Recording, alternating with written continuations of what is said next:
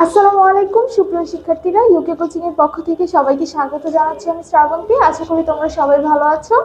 আমরা করছিলাম নবম দশম শ্রেণীর হিসাব বিজ্ঞান বিষয়ের ষষ্ঠ অধ্যায় জাবেদা, এবং আজকে হচ্ছে তার ধারাবাহিক প্রক্রিয়ার পর্ব 2।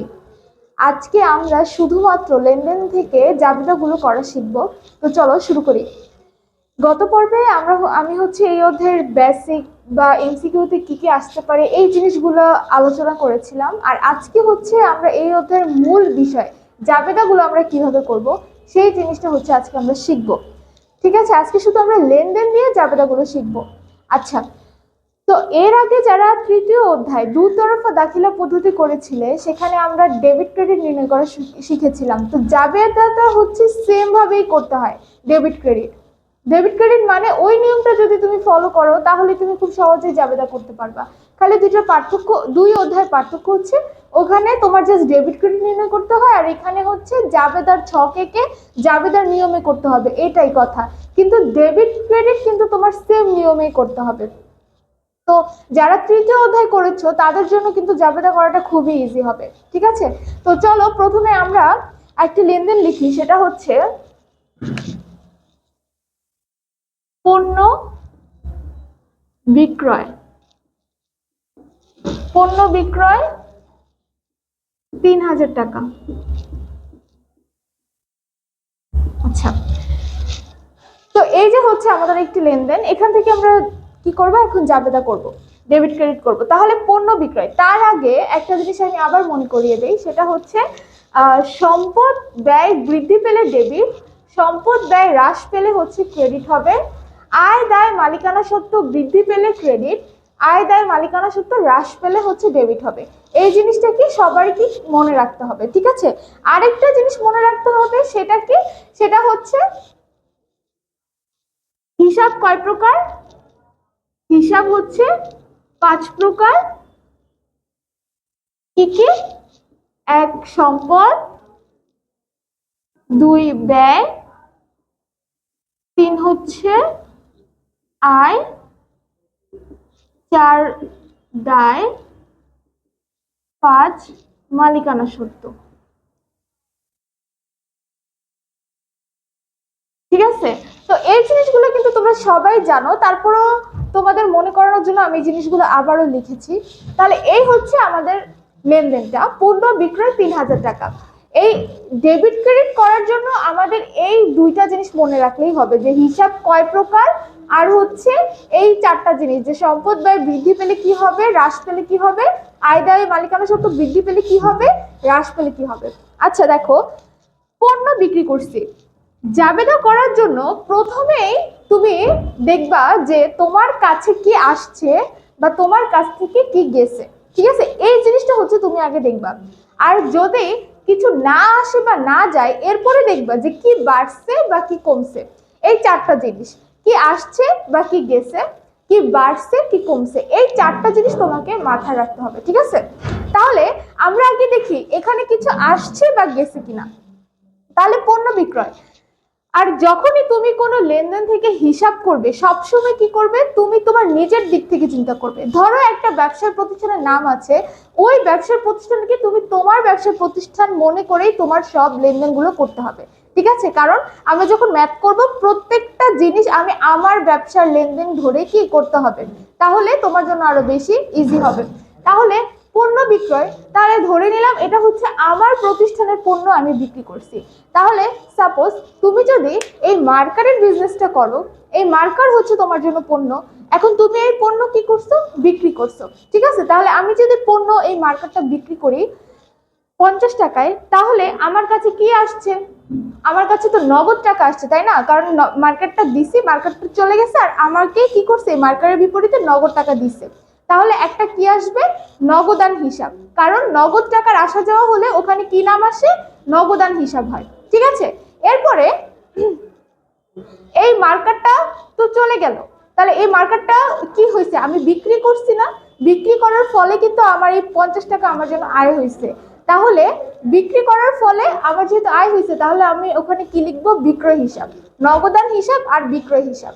আচ্ছা, তো লিখলাম নগদান হিসাব আর হচ্ছে কি বিক্রয় হিসাব। আচ্ছা,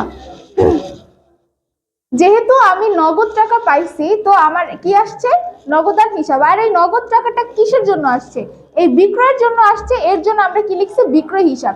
এখন যারা এমনি ডেবিট ক্রেডিট করতে পারো তাদের জন্য তো ভালো, কিন্তু যারা পারো না তারা এরকম ভাগ ভাগ করে করবে যে এই নগদ টাকাটা আমার জন্য কি, এই নগদ টাকাটা এই পাঁচটা হিসাবের মধ্যে আমার জন্য কি, নগদ টাকাটা হচ্ছে আমাদের জন্য সম্পদ। ঠিক আছে, নগদ টাকা কি আমাদের জন্য সম্পদ, তাহলে আমরা লিখি নগদ হচ্ছে সম্পদ, সম্পদ। আর বিক্রয় আমার জন্য কি, বিক্রয় এই পাঁচটা হিসাবের মধ্যে আমার হচ্ছে আয়, তাহলে আমরা লিখি আয়। ঠিক আছে, নগদ হচ্ছে সম্পদ, বিক্রয় হচ্ছে কি আয়। তাহলে নগদ, নগদ টাকা কি হয়েছে আমার জন্য, আসছে নাকি গেছে।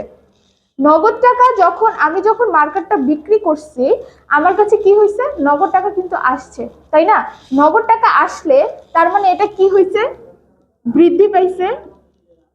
আর আমার বিক্রয় কি কমছে নাকি বাড়ছে, যেহেতু আমি একটা পণ্য বিক্রি করছি তাহলে আমার কাছে কি আমার বিক্রয়টা বাড়ছে না, তাহলে এটাও কি হবে, বৃদ্ধি হবে। তাহলে একটা জিনিস দেখো, এখন তোমরা খুব সহজে ডেবিট ক্রেডিট করতে পারবে।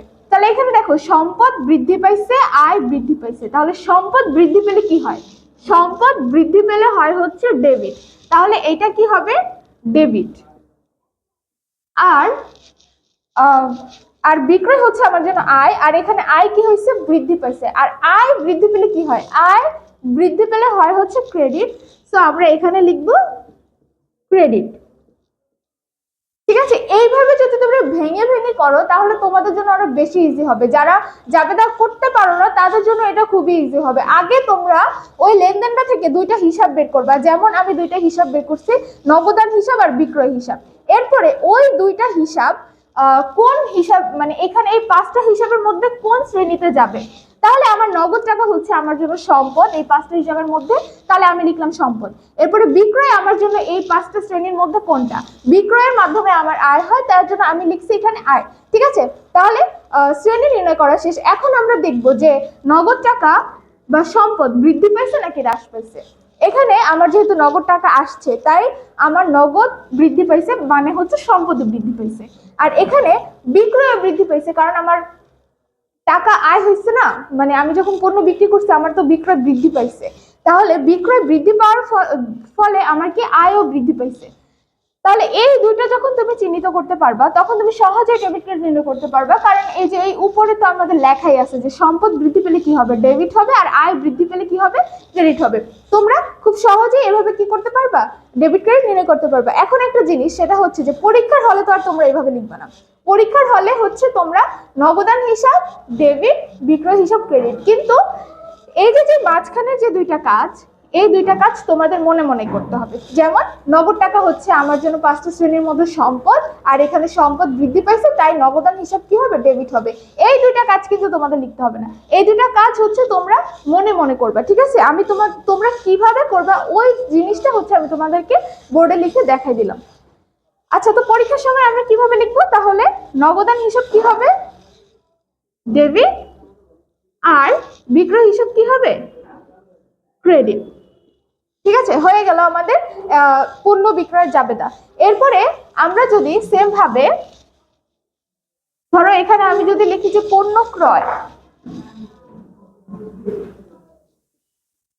পণ্য ক্রয় ৩০০০ টাকা, তাহলে এখন আমরা প্রথমে হিসাবটা বের করি এই পণ্য ক্রয় থেকে কি হিসাব হয়েছে।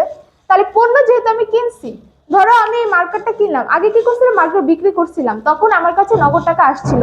তাহলে এখন যদি আমি মার্কেটটা কিনি তাহলে আমার কাছ থেকে কি টাকা চলে যাবে না, তাহলে টাকার, নগদ টাকার আসা যাওয়া হলে সেখানে কি নাম আসে, নগদান হিসাব। তাহলে আমরা লিখলাম হচ্ছে নগদান হিসাব। আর এই নগদ টাকাটা কিসের জন্য চলে গেছে, এই যে পণ্য ক্রয়ের জন্যই তো চলে গেছে, তাই না। এখানে আমরা একটা জিনিস বলি সেটা হচ্ছে পণ্য, পণ্য হিসাব কখনো হবে না। ঠিক আছে, পণ্য, চেক, এই টাইপের কোনো কথা থাকলে ওই হিসাবগুলো কি হবে না এখানে। তাহলে পণ্য হিসাব যেহেতু হবে না আমাদের কি লিখতে হবে, ক্রয় হিসাব, কারণ এই ক্রয়ের জন্যই আমাদের নগদ টাকাটা কি চলে গেছে। তাহলে আমরা লিখি ক্রয় হিসাব, ক্রয় হিসাব। ঠিক আছে, তাহলে দেখো আমরা দুইটা হিসাব বের করে ফেলেছি। এইবার হচ্ছে আমাদেরকে কি করতে হবে, ডেবিট ক্রেডিট নির্ণয় করতে হবে। তাহলে প্রথমেই আমাদের কি চিন্তা করতে হবে যে এই যে ক্রয়, এটা আমার ওই হিসাবের 5টা শ্রেণীর মধ্যে কোনটা। ক্রয়ের মাধ্যমে যেহেতু আমাদের টাকা চলে যায়, এটা হচ্ছে আমার জন্য কি ব্যয়। আর ব্যয় বৃদ্ধি পেলে কি হয় দেখি তো, এটা যদি ব্যয় হয়, ক্রয় যদি ব্যয় হয়, তাহলে ব্যয় বৃদ্ধি পেলে কি হয়, ব্যয় বৃদ্ধি পেলে হয় হচ্ছে ডেবিট। ব্যয় বৃদ্ধি পেলে ডেবিট। আর এখানে নগদ টাকা, নগদ টাকা আমার এই হিসাবের 5টা শ্রেণীর মধ্যে কি, নগদ হচ্ছে আমাদের জন্য সম্পদ। আচ্ছা, সম্পদ নির্ণয় করা শেষ। এবার আরেকটা জিনিস নির্ণয় করতে হবে যে সেটা বাড়ছে নাকি কমছে। তাহলে সম্পদ যেহেতু আমার কাছ থেকে চলে গেছে, তার মানে অবশ্যই হ্রাস পাইছে। তার মানে নগদ টাকা কি হয়েছে, হ্রাস পাইছে। হ্রাস পাওয়া মানে হচ্ছে সম্পদ হ্রাস পাওয়া। তাহলে সম্পদ হ্রাস পেলে কি হবে, ক্রেডিট হবে। ঠিক আছে, তোমাদের ডেবিটটা সবসময় আগে লিখতে হবে এবং ক্রেডিটটা হচ্ছে পরে লিখতে হবে। তাহলে এভাবেই হচ্ছে তোমাদেরকে ডেবিট ক্রেডিট নির্ণয় করতে হবে। তাহলে পণ্য ক্রয়ের জাবেদা হচ্ছে ক্রয় হিসাব ডেবিট, নগদান হিসাব ক্রেডিট। আচ্ছা, এরপরে আরেকটা জিনিস দেখি, সেটা হচ্ছে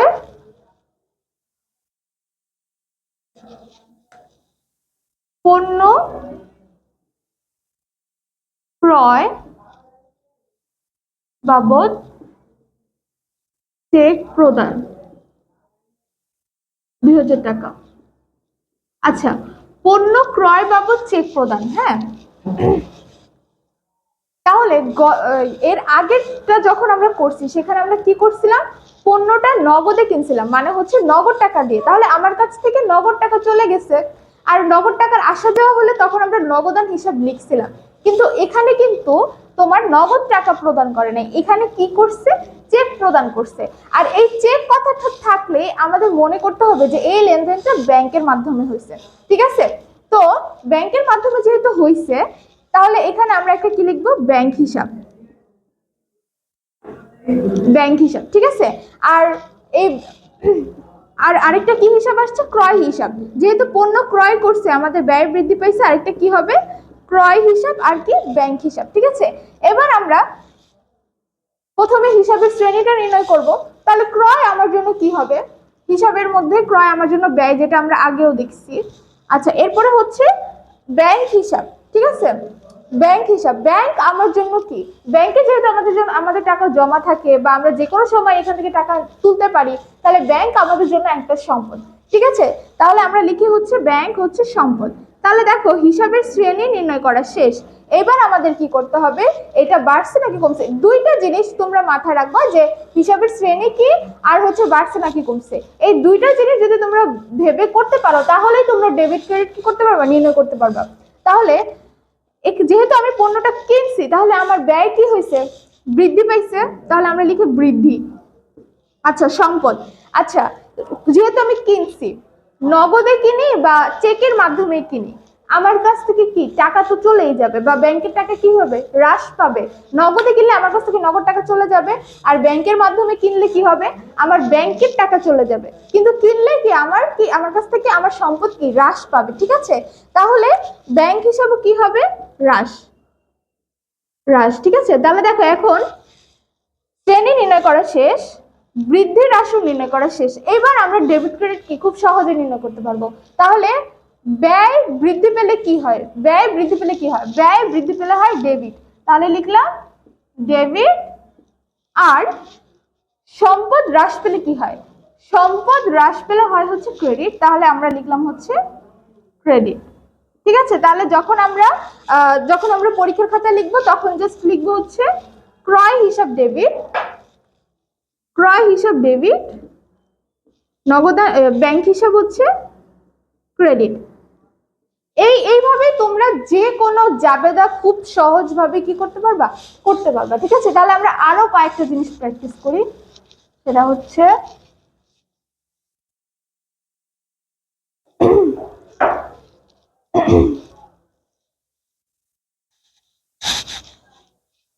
আচ্ছা, এতক্ষণ হচ্ছে আমরা নগদে বা ব্যাংকের মাধ্যমে পণ্য ক্রয় করার যে জাবেদাগুলা বা বিক্রয় করার যে জাবেদা, ওটা আমরা করেছি। এবার হচ্ছে আমরা করব, যদি নগদে বা ব্যাংকের মাধ্যমে কোনোভাবে না হয়, তখন ওটা কিভাবে হবে।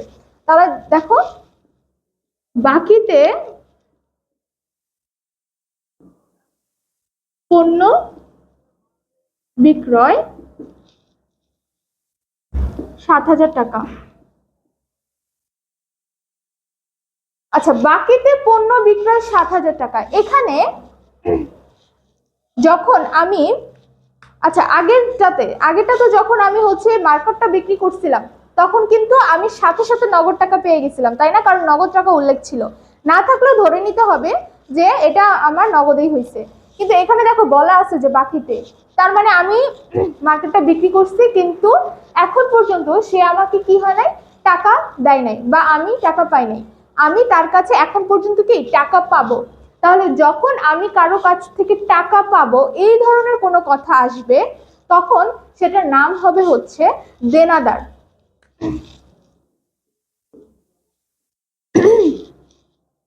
দেনাদার হিসাব, ঠিক আছে?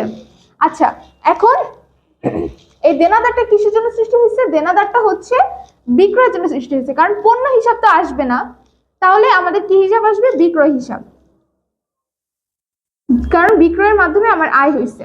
আচ্ছা, আমি এই জিনিসটা আবারও বলি, যখন আমি বাকিতে বিক্রি করব তার মানে আমার নগদ টাকা বা ব্যাংকের কোনো লেনদেন হয় নাই, আমি এখনো টাকা পাই নাই, আমি হচ্ছে টাকা পাবো। তাহলে যখন আমি কারো কাছ থেকে টাকা পাবো সেখানে নাম আসবে কি? দেনাদার। ঠিক আছে, এই যে আমি পাশে লিখে দিচ্ছি, অনেকে হচ্ছে তোমরা মনে রাখতে পারো না, এটা হচ্ছে যখন আমি টাকা পাবো তখন সেখানে নাম আসবে কি? দেনাদার হিসাব। ওকে, তাহলে তোমরা এটা মনে রাখবা, না হলে তোমরা লিখে রাখবা, পরে আস্তে আস্তে প্র্যাকটিস করতে করতে তোমাদের মনে থাকবে। আচ্ছা, তাহলে দেনাদার হিসাব আর বিক্রয় হিসাব দুইটা হিসাব বের করা শেষ। এবার আমাদেরকে হিসাবের শ্রেণীতে ফালাতে হবে। তাহলে দেনাদার আমার জন্য এই পাঁচটার মধ্যে কোনটা? দেনাদার হচ্ছে আমার জন্য সম্পদ, কারণ যেহেতু আমি টাকা পাবো তাহলে এটা আমার জন্য কি হবে? সম্পদ হবে। ঠিক আছে, তাহলে দেনাদার হচ্ছে আমার জন্য সম্পদ। আর বিক্রয়, বিক্রয়ের মাধ্যমে আমার কি হয়? বিক্রয়ের মাধ্যমে আমার আয় হয়, তাহলে আমরা লিখলাম এখানে আয়। আচ্ছা, হিসাবে শ্রেণী নির্ণয় করা শেষ। এবার আমরা করব হচ্ছে হ্রাস আর বৃদ্ধি। তাহলে যেহেতু আমি টাকা পাবো তার মানে অবশ্যই আমার এখানে সম্পদ কি হয়েছে? বৃদ্ধি পাইছে। যখন আমি টাকাটা পেয়ে যাব তখন কি হয়ে যাবে? হ্রাস হয়ে যাবে। এখন আমি পাই নাই, আমি এখনো পাবো, তো এটা আমার কি? বৃদ্ধি। ঠিক আছে, তাহলে আমরা লিখলাম বৃদ্ধি। এরপরে বিক্রয়ের মাধ্যমে কি হয়? আমার আয় বৃদ্ধি পায়, তাহলে আমরা এটাও বৃদ্ধি লিখলাম। তাহলে দেখো যে আবারও শ্রেণী আর হ্রাস বৃদ্ধি নির্ণয় করা শেষ। এবার আমরা কি করতে পারবো? ডেবিট ক্রেডিট নির্ণয় করে ফেলবো। তাহলে সম্পদ বৃদ্ধি পেলে কি হয়? সম্পদ বৃদ্ধি পেলে কি হয়? সম্পদ বৃদ্ধি পেলে হয় ডেবিট। তাহলে এখানে আমরা লিখবো হচ্ছে ডেবিট। এরপরে বিক্রয়, আয়, আয় বৃদ্ধি পেলে কি হয়? আয় বৃদ্ধি পেলে হয় হচ্ছে ক্রেডিট। তাহলে আমরা লিখবো হচ্ছে ক্রেডিট। বুঝতে পেরেছো? তাহলে এই যে বাকিতে পণ্য বিক্রয়ের জাবেদা কি হবে? যে দেনাদার হিসাব ডেবিট, বিক্রয় হিসাব ক্রেডিট। ঠিক আছে, তোমরা কিন্তু পরীক্ষার সময় এই যে এই দুইটা জিনিস মনে মনে করবা, তোমরা কিন্তু এটা আবার লিখে দিও না, পরে পরে নাম্বার কাটা যাবে। আচ্ছা, যাই হোক, দেনাদার হিসাব ডেবিট, বিক্রয় হিসাব হচ্ছে ক্রেডিট। ঠিক আছে, আচ্ছা এবার আমরা আরেকটা জিনিস করব, সেটা হচ্ছে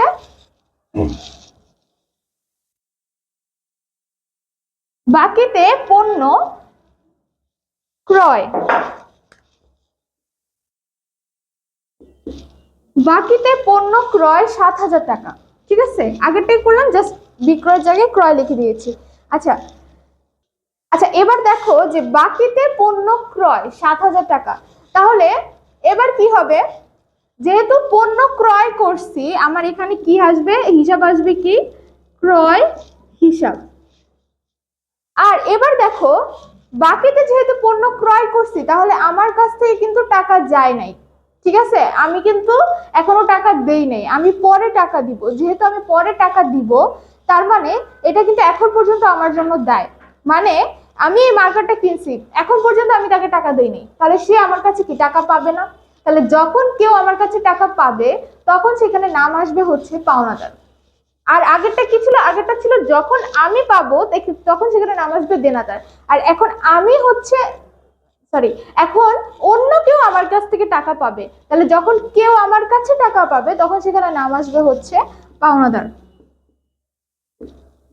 পাওনাদার। ঠিক আছে, পাওনাদার আমি এটাও লিখে দিতেছি যে যখন কেউ আমার কাছে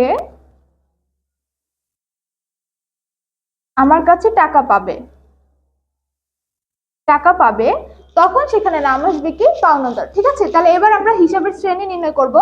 আচ্ছা, হিসাবের শ্রেণী নির্ণয় করি। তাহলে ক্রয় আমার জন্য কি হবে, পাঁচটার মধ্যে ব্যয়। আর পাওনাদার আমার এই পাঁচটা হিসাবের মধ্যে কি আসবে, পাওনাদার হচ্ছে আমার জন্য দায়। ঠিক আছে, তাহলে আমরা লিখি দায়। এবার দেখবো যে হ্রাস হয়েছে নাকি বৃদ্ধি পাইছে। তাহলে ব্যয় ক্রয়ের মাধ্যমে আমাদের ব্যয় কি পায়, বৃদ্ধি পায়। আর পাওনাদার, যেহেতু আমি বাকিতে পণ্য কিনছি তাহলে আমার দায় বৃদ্ধি পাইছে। ঠিক আছে, কারণ সে আমার কাছে টাকা পাবে, তাহলে দায় কি, বৃদ্ধি। তাহলে নরমালি ব্যয় বৃদ্ধি পেলে কি হয়, ব্যয় বৃদ্ধি পেলে হয় ডেবিট, আমরা লিখবো ডেবিট। এরপরে দায় বৃদ্ধি পেলে কি হয়, দায় বৃদ্ধি পেলে হয় হচ্ছে ক্রেডিট, তাহলে আমরা লিখলাম হচ্ছে ক্রেডিট। তাহলে ক্রয় হিসাব ডেবিট, পাওনাদার হিসাব কি, ক্রেডিট। ঠিক আছে, তাহলে তোমরা এই দুইটা লিখবা না, ডিরেক্ট কি লিখবা, যে ক্রয় হিসাব ডেবিট, পাওনাদার হিসাব ক্রেডিট, শেষ। ঠিক আছে, তোমরা এইভাবে লিখবা। আচ্ছা, এরপরে যদি আরেকটা করি, সেটা হচ্ছে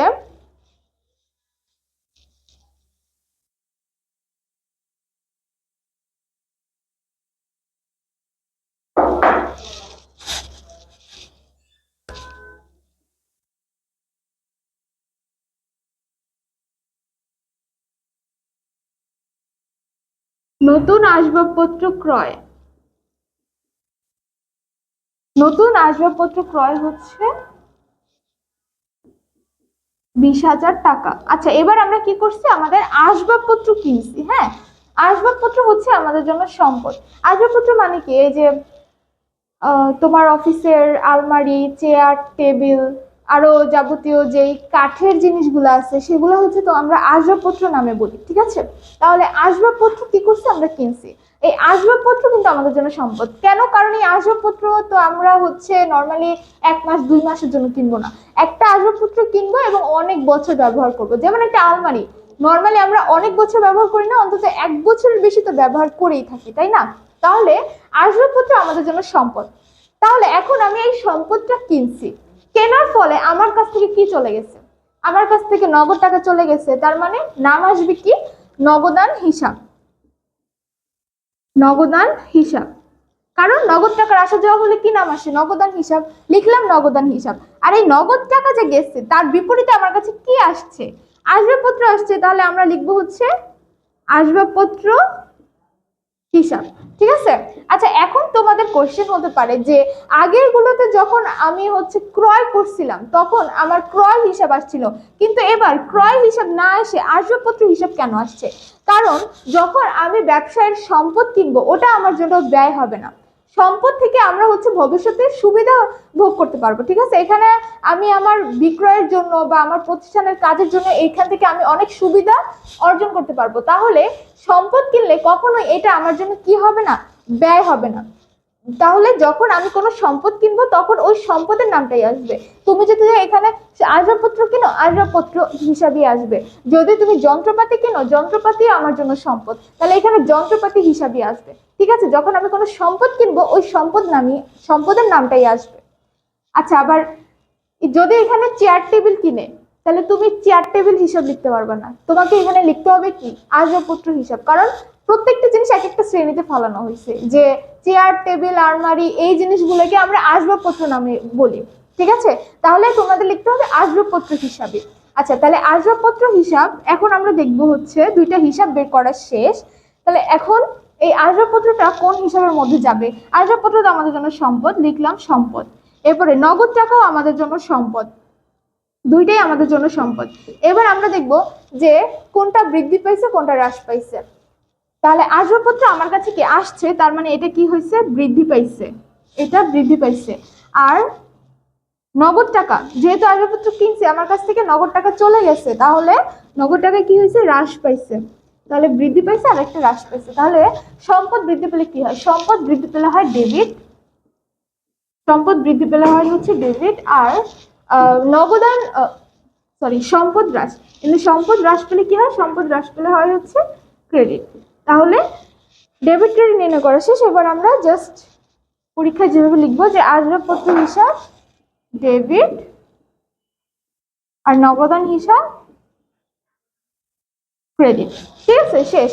তাহলে এইভাবে তোমরা কি করবা আর জাবেদাগুলা করবা। তাহলে আরেকটা জিনিস যদি দেখি, যে যদি এখানে আসবাবপত্র বিক্রয় করত, যদি এখানে আসবাবপত্র বিক্রয় করতো তখন কি হইতো? ধরো পুরাতন আসবাবপত্র বিক্রয়, কারণ নতুন আসবাবপত্র তো আমরা বেশিরভাগ বিক্রয় করে থাকি না, পুরাতন আসবাবপত্র বিক্রয়। তাহলে এবার দেখো তো আমাদের এখানে কি কি হিসাব আসবে। যেহেতু আমি আসবাবপত্র বিক্রি করছি, তাহলে আমার কাছে কি আসছে, নগদ টাকা আসছে। তাহলে আমরা লিখবো নগদান হিসাব, নগদান হিসাব। আর এখানে কি বিক্রয় হিসাব হবে নাকি আসবাবপত্র হিসাব হবে বলো তো দেখি। এখানে হবে হচ্ছে আসবাবপত্র হিসাব, কারণ আমি বলছি যে সম্পদ ক্রয় বিক্রয় করা হলে সেখানে তোমার ক্রয় বিক্রয় নাম আসে না, ওইখানে ওই সম্পদের নামটা আসবে। তাহলে আমরা লিখবো আসবাবপত্র হিসাব। মানে আগেরটার উল্টাটা হচ্ছে এটা, আগেরটা ক্রয় করছিল, এটা হচ্ছে বিক্রয় করছে। তাহলে নগদ আমার জন্য সম্পদ আর আসবাবপত্র আমার জন্য সম্পদ। এখানে সম্পদ কি বৃদ্ধি পাইছে, মানে নগদ টাকা বৃদ্ধি পাইছে, আর এখানে সম্পদ হ্রাস পাইছে।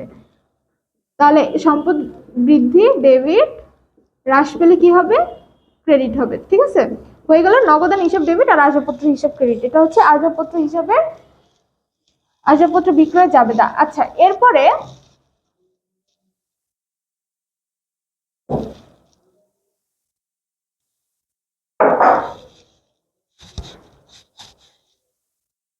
আচ্ছা এবার দেখো যদি বলি যে আসবাব পত্র ব্যবসায়ী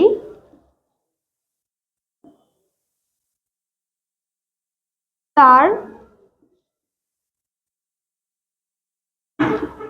ব্যবসায়ের জন্য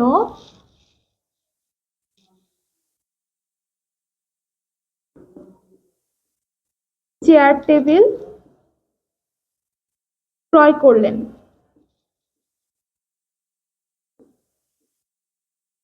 30,000 টাকা। আচ্ছা দেখো তো, আসবাবপত্র ব্যবসায়ী তার ব্যবসার জন্য চেয়ার টেবিল ক্রয় করলেন 30,000 টাকা। এখানে এখন আমাদের কি হবে? প্রথমেই দেখো বলা আছে যে আসবাবপত্র ব্যবসায়ী, এই কথাটা তোমরা সবসময় যখন ম্যাথ করবা উপরে খেয়াল করবা যে ব্যবসাটা আসলে কিসের। যদি ব্যবসাটা একজন ফার্নিচার ওয়ালার হয়, মানে হচ্ছে যে আসবাবপত্রের ব্যবসা করে, তখন তার জন্য এই চেয়ার টেবিল কিন্তু সম্পদ না। তার জন্য চেয়ার টেবিল কি, তার জন্য চেয়ার টেবিল হচ্ছে তার পণ্য। বিষয়টা কি বুঝাতে পারছি? যেমন আমরা বাসায় নর্মালি আমাদের যে খাট, ফ্রিজ, তারপরে চেয়ার টেবিল বা মানে আরো যত জিনিস আছে, এগুলো কিন্তু আমার জন্য সম্পদ হবে। কিন্তু যে ফার্নিচারের বিজনেস করে, যে আসবাবপত্রগুলো বিক্রি করে, যে মানে যত ধরনের আসবাবপত্র আছে, তাহলে তাদের জন্য কি এগুলো সম্পদ না? কারণ এটা বিক্রি করেই তো তারা তাদের আয়টা করে, তাই না? তাহলে তাদের জন্য এটা কি পণ্য। তাহলে এখানে সেই জিনিসটাই, যে আসবাবপত্র ব্যবসায়ী তার ব্যবসার জন্য চেয়ার টেবিল কিনছে, তাহলে এটা কিন্তু আমার জন্য কি হবে না, মানে তার জন্য কি হবে না, সম্পদ হবে না, এটা তার জন্য কি হবে, পণ্য হবে। ঠিক আছে, তাহলে এইবার আমাদের কি হবে, হিসাবটা কি হবে? এবার কি আমরা আসবাবপত্র লিখবো নাকি হচ্ছে ক্রয় হিসাব লিখবো?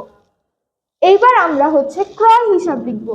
বিষয়টা খুবই সিম্পল, আমি আরেকবার বলতেছি। আগে যখন আমরা লিখছিলাম তখন আমি ছিলাম অন্য ব্যবসায়ী, মানে আমি আসবাবপত্র ব্যবসায়ী ছিলাম না, যে আমি আসবাবপত্র বিক্রি করে আমি কি করব, আমার আর্নটা করব। এখানে হচ্ছে আসবাবপত্র ব্যবসায় চেয়ার টেবিল বিক্রয় বা যাবতীয় যে আসবাবপত্র আছে সেটা বিক্রি করেই কিন্তু সে তার আয়টা করে, ঠিক না? এটাই তার আয়ের উৎস। তাহলে যে যেটা বিক্রি করে সেটাই কিন্তু তার পণ্য। তাহলে আসবাবপত্র ব্যবসার কাছে চেয়ার টেবিলে কি তার পণ্য। তাহলে যেহেতু পণ্য ক্রয় করছে, নর্মালি এখানে কথা আসবে তার পণ্য ক্রয় করছে, তাহলে পণ্য ক্রয় করলে কি হয়, ক্রয় হিসাব। আর যে কি দিয়ে ক্রয় করছে, নগদ টাকা দিয়ে, তাহলে হবে নগদান হিসাব। যেহেতু ক্রয় বৃদ্ধি পাইছে, ডেবিট হবে, ক্রয় হিসাব ডেবিট, আর নগদ টাকা চলে গেছে মানে সম্পদ হ্রাস পাইছে, তাহলে হবে ক্রেডিট।